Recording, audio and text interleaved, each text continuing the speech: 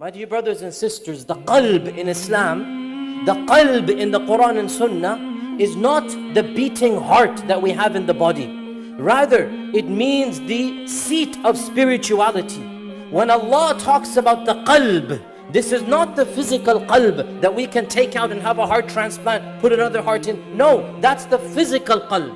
Allah is talking about the spiritual qalb, the spiritual heart. There is a heart of the soul, just like there's a heart of the body. And the heart of the soul, if that is pure, then the soul is pure. And the heart of the soul, if that is bad, then the soul is bad.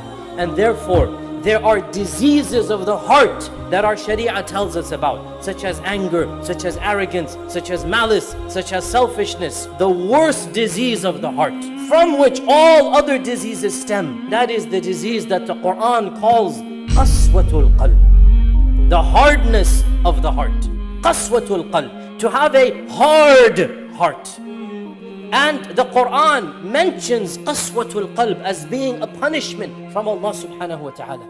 If you have a hard heart, there's no defense mechanism against any other disease. All other diseases will be found in that heart, because the defense mechanism has been destroyed. Your hearts became hard. فَهِيَ كَالْحِجَارَةِ أَوْ أَشَدُّ قَسْوَةً. Your hearts were so hard, they were harder than rocks themselves, or even more hard than rocks. This is what Allah mentions about a previous nation. In another verse, Allah Azza wa Jal says, because they broke our covenant, they didn't follow their sharia, لَعَنَّاهُمْ, we cursed them, وَجَعَلْنَا قُلُوبَهُمْ قَاسِيَةً, and we made their hearts hard.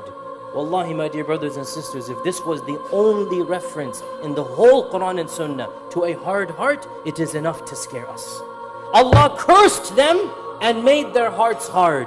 So Allah's curse is linked with having a hard heart. And there is nothing more dangerous and more of a punishment than Allah's curse. The primary symptom of a hard heart is simply not caring about Allah's commandments, about Allah's sharia. You don't care what Allah wants of you. You have no desire to find out or to implement. You live your life cut off from the sharia of Allah subhanahu wa ta'ala. And Allah has linked this directly in the Quran. فَبِمَا نَقْضِهِمْ مِيثَاقَهُمْ, because they broke our covenant. And the covenant of Allah is His sharia. Because they didn't care about our sharia, we cursed them and we made their heart hard. So if we find ourselves living our lives and it never occurs to us to ask, is my money halal? If it never occurs to us to ask, the time that I'm spending, is this what Allah is pleased with? It never occurs to us to ask, what is my goal in life? Then wallahi, this is a symptom that our heart is hard.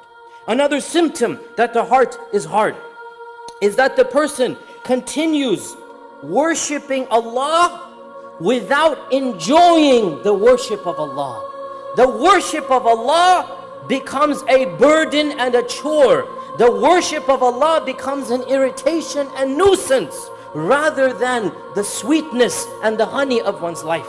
My dear brothers and sisters, the true believer finds comfort in worshiping Allah. The true believer's iman is rejuvenated when they worship Allah. There is nothing more sweet to the believer than the worship of Allah. But if we find ourselves, we seek Allah's refuge, we look at the watch and say, oh no, it's time to pray again. I just prayed, subhanAllah.